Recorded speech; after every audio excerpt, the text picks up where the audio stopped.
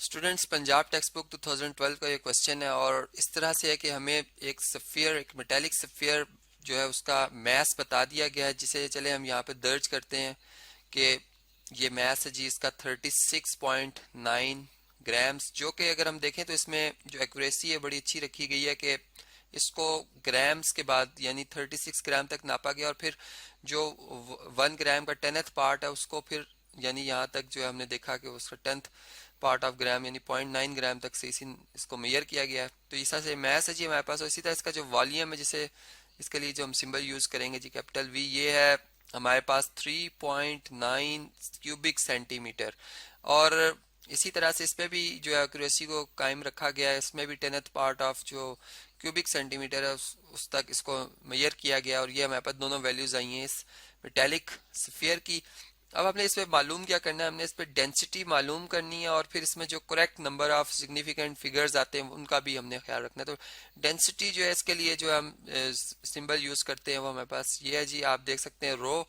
और इसमें अब इसकी चूंकि हमने कैलकुलेशन करनी है, इसके लिए हम क्वेश्चन मार्क बनाते हैं। अब डेंसिटी होती क्या है, अगर हम इसके फार्मूला पे जाएं तो डेंसिटी इक्वल होता है जी मास की रेशियो पर यूनिट वॉल्यूम ली जाए, यानी एक क्यूबिक, हम यूं कह सकते हैं एक क्यूबिक सेंटीमीटर जो एक कंटेनर चले हम यहाँ पे लेते हैं जो इतना इसका वॉल्यूम है।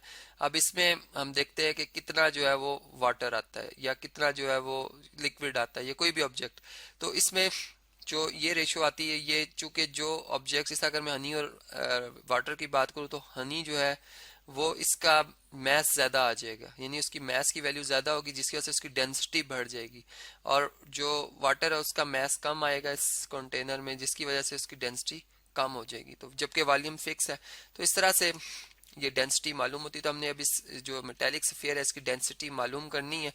तो चले इनमें इनकी वैल्यूज फार्मूला में इस्तेमाल करते हैं। जैसे मैस जो है वो 36.9 ग्राम्स है, यानी इसमें अगर हम सिग्निफिकेंट फिगर्स की तादाद देखें तो ये हमारे पास कितनी है जी 3 है। जैसे मैंने ऊपर बताया कि इसमें एक्यूरेसी के हवाले से इन्होंने काफ़ी इसको 10th पार्ट ऑफ जो है वो ग्राम तक मेजर किया और ये इसमें अगर हम देखें तो 2 है।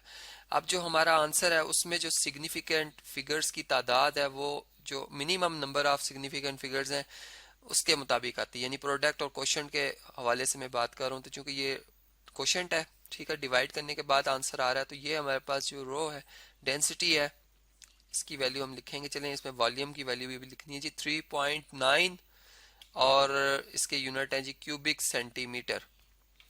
चलिए इसको हम कैलकुलेटर से कैलकुलेट करते हैं। हमारे पास नंबर है जी 36.9, हमने इसे डिवाइड करना है 3.9 से, ये आता है जी 9.4615, ठीक है 9.4615, इसको मैंने राउंड डाउन किया है तो कितना आया था जी 9.4615।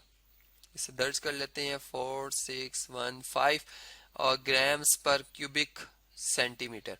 अब ये जो हमारे पास वैल्यू आई है डेंसिटी की, इसमें अगर हम देखें तो इसमें इस वक्त जो सिग्निफिकेंट फिगर्स की या डिजिट्स की तादाद है वो 5 है।